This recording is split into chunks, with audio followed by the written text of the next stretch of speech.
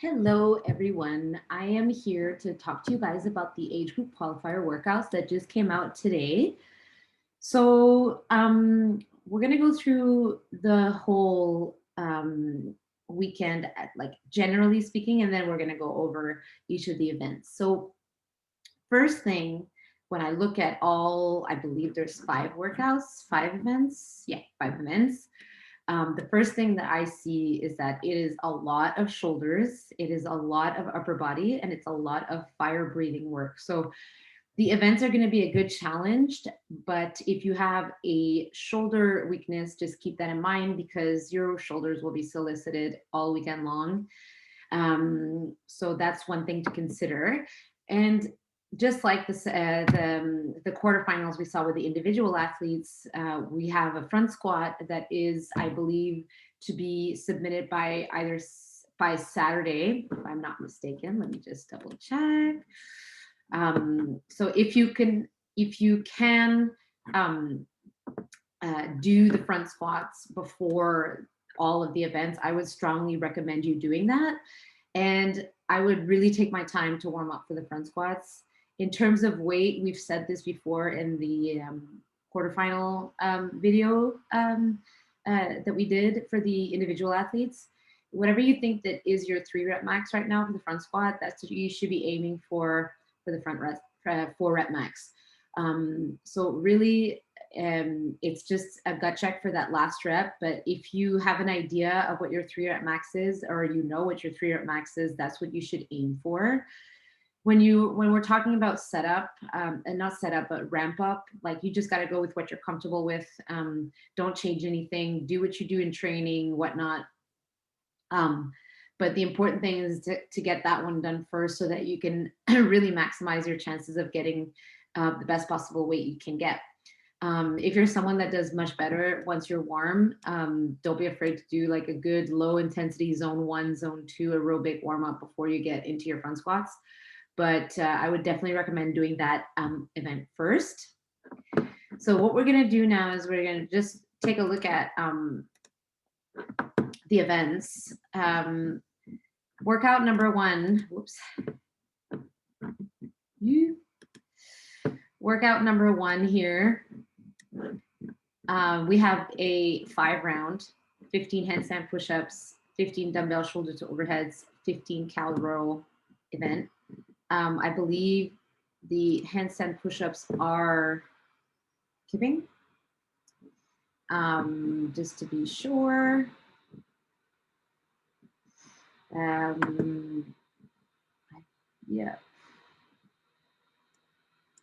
The feet do not. Kipping is allowed. So these can be kipping handstand push-ups.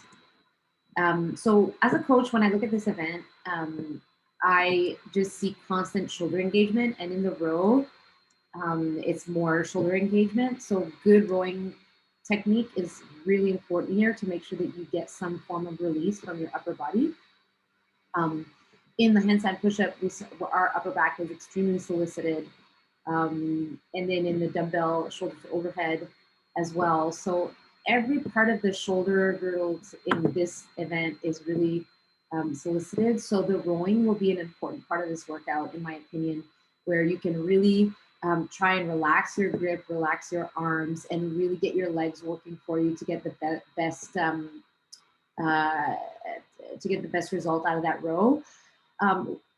My initial thought when I'm looking at this is I would recommend having the damper on the lower end, so that your upper back doesn't strain too much, but really it's not that many calories, so it's not going to completely destroy you. But considering it's not that many calories, you will be turning over to the handstand push-ups quite quickly. So you have to keep that in mind.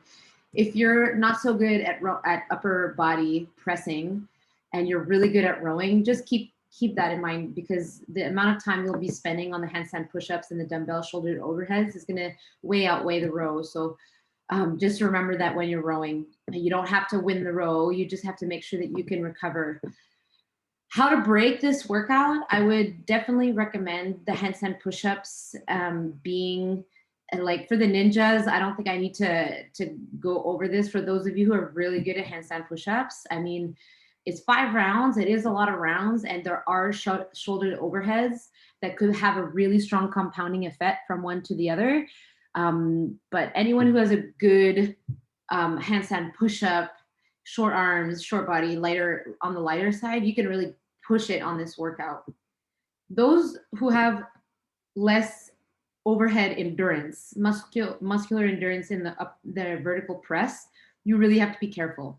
So even though you can keep the handstand push-ups, I would strongly recommend breaking those up, because the time under tension for both movements is going to end up being quite long. So I would definitely recommend breaking something up. So it is like quite quick to kick down and kick back up from a handstand push-ups, whereas sometimes when you put the dumbbells down from shoulder overheads, it does take a little bit more time to pick them up. But again, it could be the opposite depending on what kind of athlete you are. So I would definitely look at anyone with, let's say, less than 20 handstand push-ups unbroken. I would definitely look at breaking up the handstand push-ups. And I would definitely be very aware of possibly breaking in the shoulder to overheads in order to avoid any kind of failure on the handstand push-ups. So this is for upper body pressing athletes, upper body pressing weakness athletes. This is going to be a huge challenge. And just keep that in mind, because I mean, there's like dumbbell shoulder to overheads. It looks so easy when you look at it like that, but it gets pretty hard quickly. And we've seen some people having to break it up in the individuals for the dumbbell shoulder overhead event, which was also event 1. I just want to make sure of the weight. So the weight is 35 and 50, which is quite heavy for this amount of upper body pressing. So I would see this really as being anyone who has like less than 20 handstand push-ups unbroken. Like I said, the way I would go at this workout would be 10 and 5 in the handstand push-ups, or 9 and 6. And then in the shoulder overheads, I would most likely do the same, but possibly not in the first round, just to kind of get some seconds in the bank. But I would definitely be aware and willing to break up the dumbbell shoulder to overheads. So that's that event. I think it's going to be a good one. Event 2 is the same as the individuals, where, well, I believe it's a little bit less reps, but actually, no, it's not. It's the same amount of reps, 150.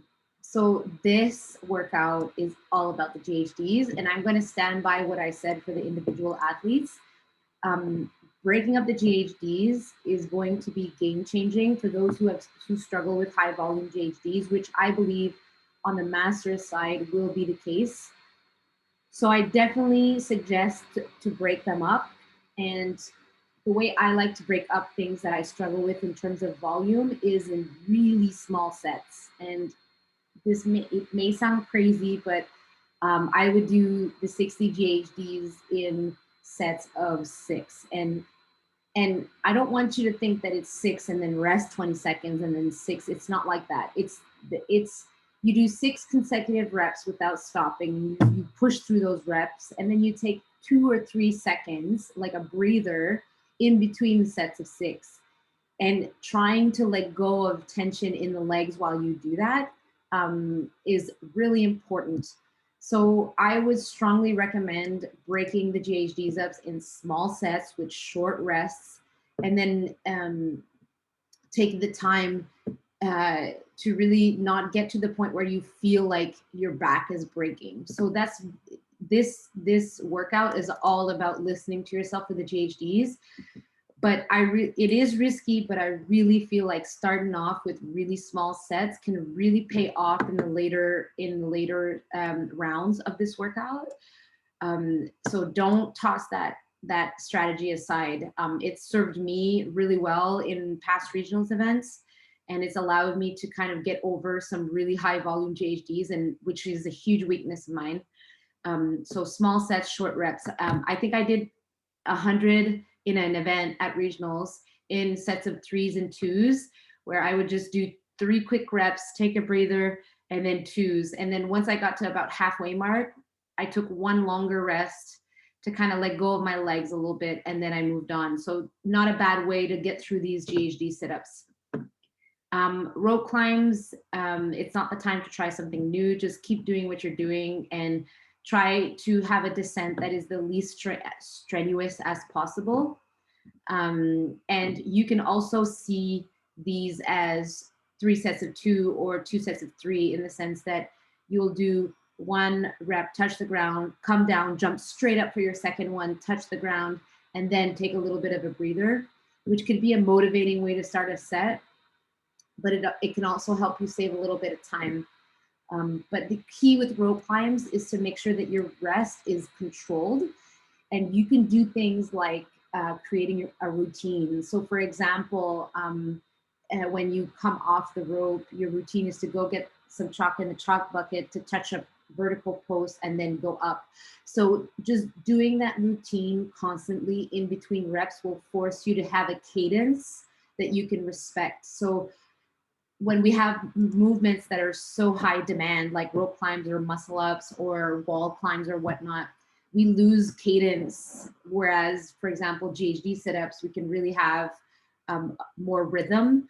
So you have to create rhythm in the rope climbs by creating some kind of system, some kind of I want to say choreography in between your reps or in between your sets. And then in the pistols, it's kind of the same thing. It's high turnaround reps. So it could be done very similar to the GHD sit-ups, where you would do 6 really quick reps and then shake it off your legs a little bit and then do 6 more quick reps. Or you can really just go slow and smooth.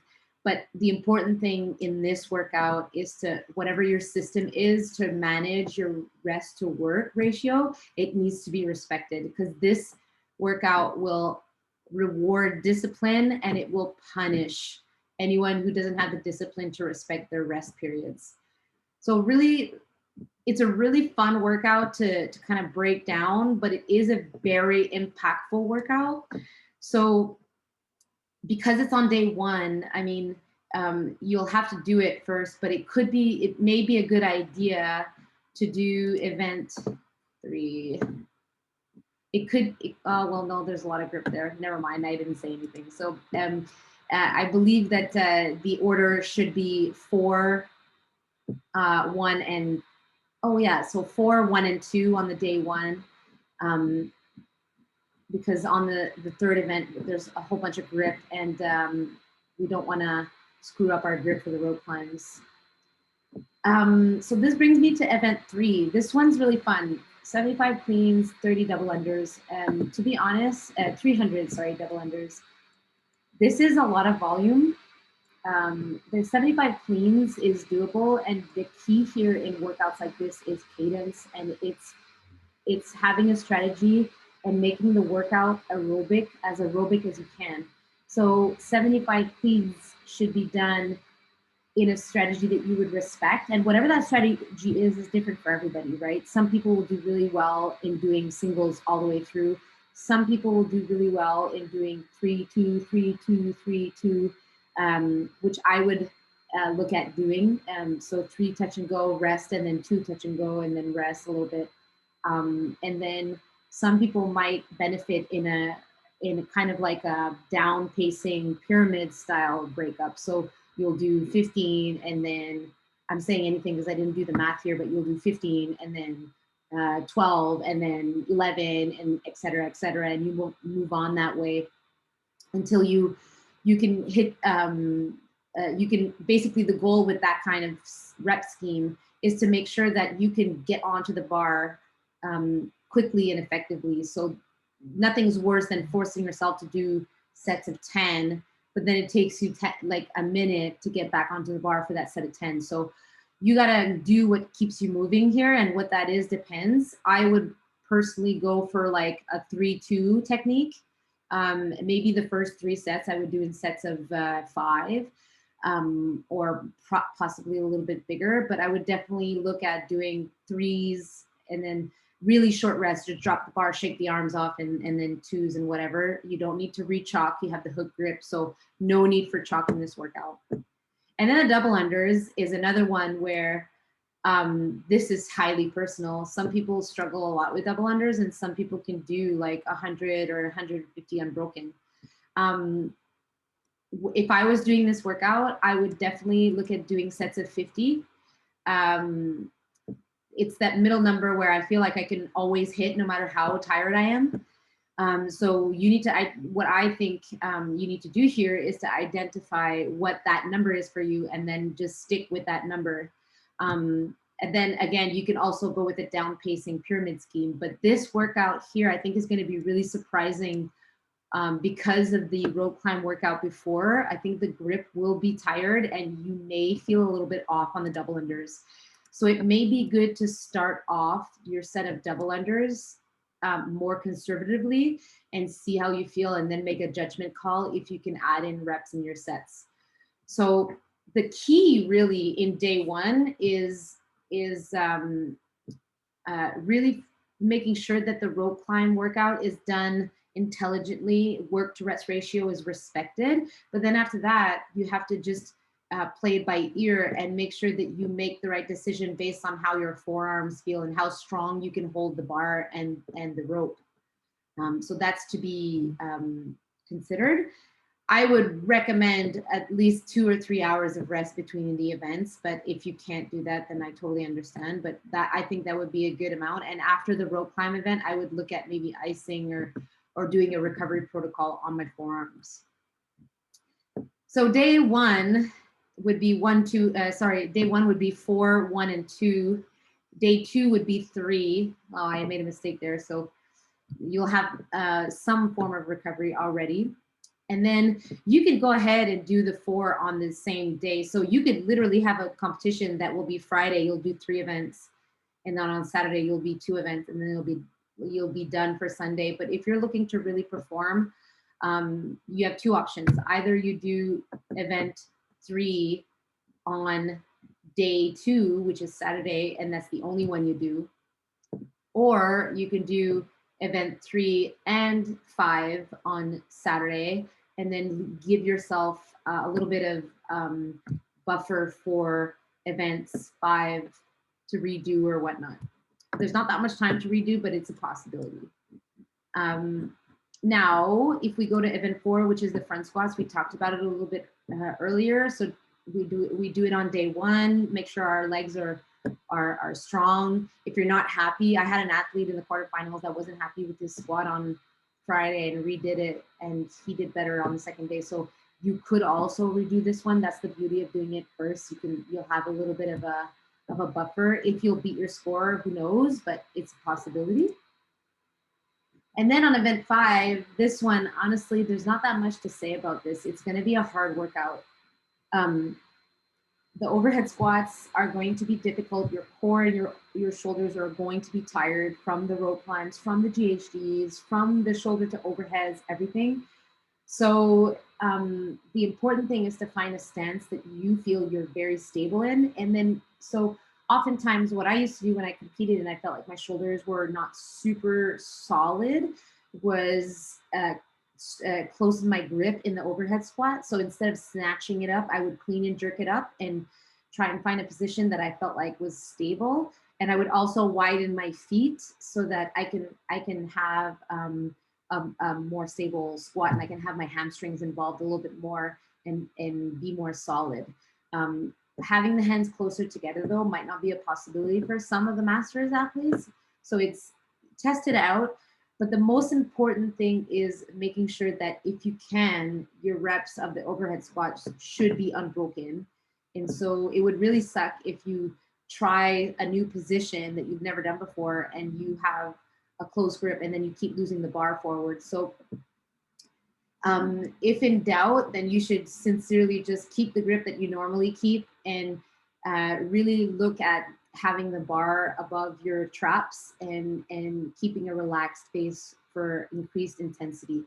When your arms are tired, your brain needs to focus on I think we can see my cursor, but your brain needs to really focus on the upper back to maintain the bar, your upper body stability for the bar. So instead of thinking about locking your elbows, you should be focusing on pushing up against the bar with your upper back. Really important.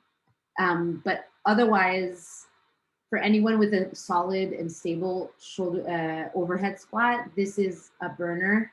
This is hard. This is going to be um, something that everyone kind of, we love to watch the games athletes go at workouts like as fast as you can, but now you got to do it. So you really have to commit to this workout and go as fast as you can. There's no way around this. It's really tough. And for the women, it's the same 30-inch blocks. For the 35 to I believe it's 50. If I'm not mistaken, but it's going to be tough. But everyone that I spoke to, females, were all surprised with what they were able to do. So you really just have to commit to this workout. And then when you get to your second set of and your third sets of overhead squats, although it is slower to clean and jerk, I would definitely practice clean and jerking and getting your overhead squat grip from that, because it's way less risky than snatching it. You can most likely, I haven't read the rules here, but you'll most likely be able to squat snatch for your first rep. I haven't read the rules though, so don't quote me on that. But I would definitely look at cleaning and jerking in order to avoid any failure or any misses, because a miss in this workout will cost you precious seconds. So clean and jerk and getting into the overhead squat as quickly as you can, and trying to think as stable as you can. So that's it. That's it for me. Quite honestly, it's going to be a good weekend. The workouts are fun. The workouts are challenging. Lots of shoulders. So take care of your shoulders after this event. Get them ready, crossover symmetry, skied to warm up, whatever you got to do, but make sure that your upper back and all your musculature around your shoulders is primed and ready to go. So I hope this helps you guys. Thank you so much for watching, and enjoy your weekend.